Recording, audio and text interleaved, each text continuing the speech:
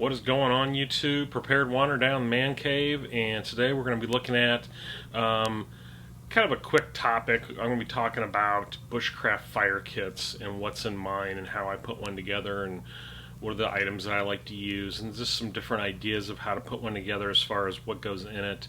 Fire kits are really important in my mind and in my overall kit mentality. So we're going to look into that real deep, and then a couple reminders at the end of the video, so stick around to the end. Got some announcements I want to make, and that's going to be it for today. So thanks for watching, and stick around. To me, you have to think a little bit ahead with fire kits, because it's not just getting a campfire going, it's also getting a fire going in an emergency situation. So let's say I'm out on a hike and it's a torrential downpour all of a sudden, and now I'm shivering cold, wet, and I still have a ways to go before I get back to my vehicle. This may be a time to build a campfire to warm up, and doing that in those conditions may be less than favorable. So having something that can help you build a fire when it's wet, help you build a fire when you are cold, when you're shivering, when your hands aren't working maybe the best, I think is a great option. So let's get right into it. Start pulling out items and talking about them. First thing is this excellent Match Cap XL. What a great product. Holds a good amount of these lifeboat style matches. These things will get a fire going really fast. They work very well. They're the perfect emergency fire starter. And this Match Cap XL is waterproof capsule in itself. I've done a dunk test on these, and they work very well. I'll put a video at the end of this video and link to it so you can actually check that out, where I compared a bunch of different match safes, and this one did an incredible job, if I remember correctly. Another thing is I like to have some man-made fire tinder with me all ready to go, and this is my container. And if you guys are old enough to remember, this is a 35 millimeter film container. You don't find these around anymore. I've had this for many years, probably 30 plus years. And I've got it filled with petroleum jelly soaked cotton balls, which really start a fire nicely, and one cotton ball will burn sometimes up to 10 minutes. So that's important when you're trying to get wet tinder going.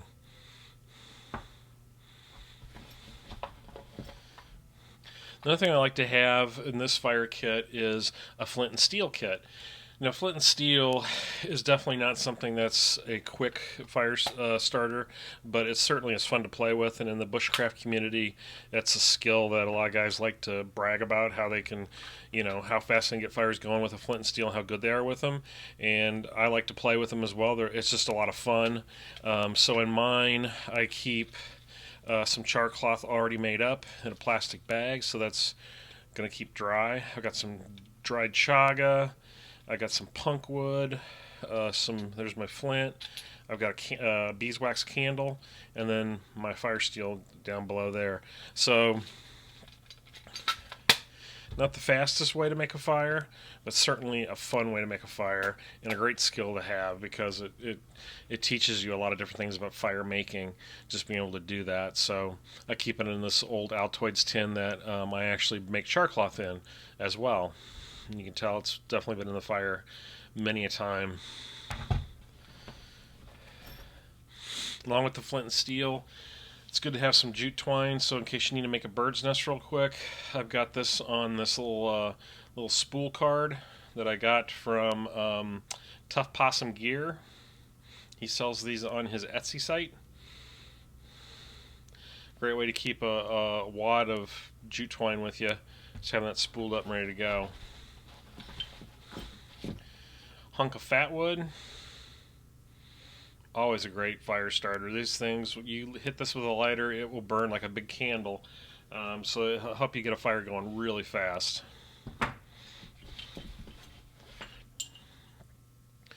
Nice big fire steel that also has a magnesium rod on it so I can shave that off. And then also this handle is a type of wood that you can shave off and turn that into a fire starter as well. I did a video on this a long time ago. I'm not even sure if I can find that video anymore, but it works really well, and it's been in my fire kit for a long time. You can see it's starting to wear down. It's not flat anymore. I got a kind of a dip in it right now, but that's from using it. And that's what you got to do. You got to go out and practice these things. And then, of course, no fire kit is complete without a Bic lighter. Bic lighters are just the way to go when it's quick and you want to get it done right away. And then also, I've got a new fire starter that I've been kind of experimenting with and playing with that I got. This is the fire ribbon. You can find these on various sites. Bushcraft Outfitters carries this if you want to check them out. It's a great fire starter. You just kind of rough this up a little bit with the edge of your knife, and it'll take a spark pretty quickly and burn for a long time. So this is a whole roll of it. It's going to give me a lot of fire starting capabilities. So that's that fire kit right there. That's pretty comprehensive. That carries a lot of stuff. Now this fire kit, it's pretty much the same thing. You're going to see a lot of the same stuff. Of course, the Match Cap XL, but this is a Hidden Woodsman branded one. He sells those on his website, so check that out. Got a Swedish Fire Steel. It's the Light My Fire brand. It's the Army size. Here's kind of a unique item. This is the Pocket Bellows, the version 3. I got this at 5 Call Survival Supply. It's a great item for getting a fire going. And you can certainly make one of these on your own, or just get an old car antenna and cut it down. But what I like about this one is that it's so compact in size. It's very small, and it fits in that tube very nicely. So it doesn't take up a lot of room in my fire kit.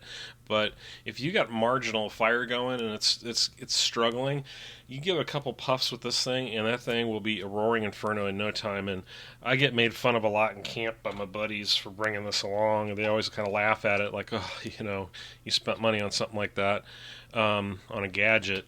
But let me tell you, every time that we have a marginal fire going, I pop this thing out and I get that fire going, and then they're not laughing anymore. They realize that it works really well, and it does. It's a great tool. Another thing I sometimes carry in a fire kit, this is for repair mainly, but a little bit of duct tape also goes a long way in starting a fire. It gives you a nice fire starter. It does work. But like I say, I primarily carry it for repair. It's just a nice place to put it in this pouch with my other stuff. It's almost more of a possibles pouch at that point. And of course, the Bic lighter. Got to have one of those, one or two. Always carry multiples if you can. And this is a nice little fire kit that I just got a little while ago from my buddy Kenny Ugly Tent. Check out his YouTube channel. He has a store called SOS Outdoors. Check them out on the web. He puts together this little fire kit. Look at that. It's got everything you need in it. Fat wood, char, rope, this is kind of like, I believe, a Weber fire starting cube. And then some petroleum cotton ball soaked right there. And even the middle cardboard divider is waxed, so you can use that as a fire starter as well. Just a nice little box kit you have in your pack. Really, put this with a Bic lighter. This is all you need to get a fire going, really. So this is overkill for a fire kit for me, but I like it. I like having it. Gives me some options for starting a fire. So that is it. That's all the stuff that I carry in these two fire kits. Like I said, put them together any way you want to put them together. Use stuff that you find around your house. You can get a lot of these things online. for some of the gadgets, but the other stuff you can make yourself and put it together in your kit. Alright, that is it for today. Video's done.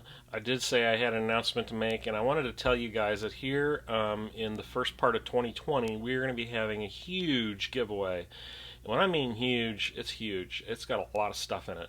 And it is from Hidden Woodsman and from a buddy of mine, Eric. We're going to be doing this giveaway together, and he's provided a lot of this stuff for me. And I'm going to throw in a few things as well. But man, let me tell you, it is a big giveaway of Hidden Woodsman gear and some other stuff as well. It's almost a complete kit for bushcrafting. So stay tuned for that. Keep checking back on the channel. Make sure you subscribe. Make sure you share and like and all that good stuff. That helps the channel's analytics, and certainly helps get the videos pushed out and more exposure. And I really want this giveaway to be big. I want a lot of people to respond and to get involved with it. And we're going to run it for a little while, so make sure everybody gets a chance to do it. I'll be promoting the heck out of it. So that's it for today.